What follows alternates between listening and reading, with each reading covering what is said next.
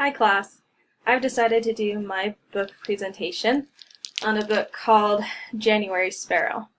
It's written and illustrated by Patricia Polacco, and it is recommended for ages 8 and up due to some of the historical background that's in it. It could be kind of sensitive, or young kids wouldn't understand some of the words or the dialect that's used in it.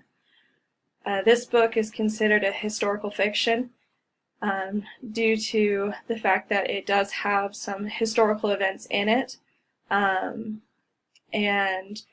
but there's the main family. There is no information based from the author if the family are actually people or if they're fictional characters just represented in a historical time in our country's history. This book is written, or it's about a family of slaves that undergo running away from a plantation in which they are owned by their master. They decide to flee the plantation when they get wind that their sons are going to be auctioned off, and they cannot stand being separated. This book is actually narrated through the voice of the slave family's adopted son named January, and he's telling the story through the eyes of his young sister, Sally. This book is a tale that talks about their adventures leaving their home state of Kentucky to try to get to Canada is their end goal. But as their adventure progresses, and due to the age of some of the kids and them being tired and not being able to withstand the exertion that it takes to get to Canada by walking, they come across Michigan, into a town in Michigan, which is a slave-free state, and they decide to stay there for a time, even though that there's talk and there's worry about slave catchers finding them. And it talks more on when they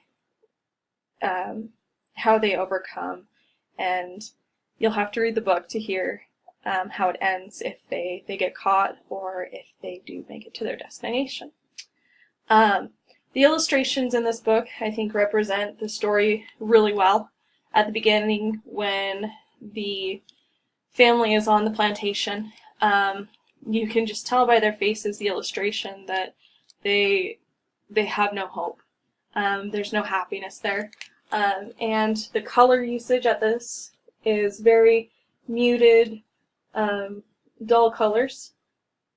And then as the story progresses, and when they do come to Michigan, you see a lot more colors.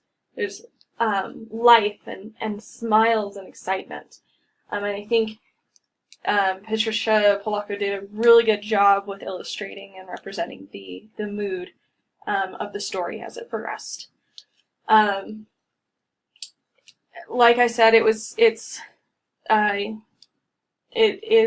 narrator of the book is a slave as well.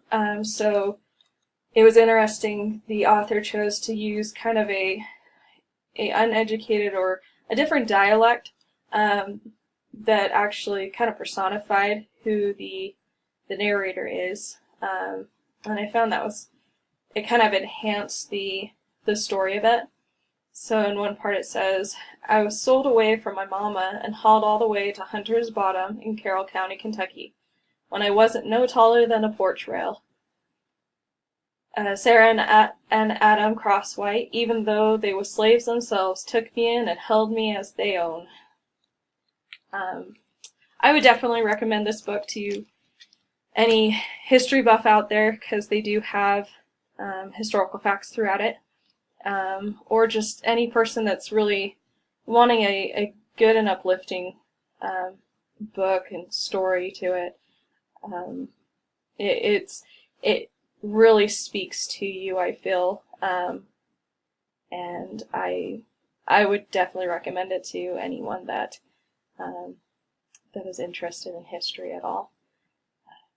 And that's the book I chose. Thanks.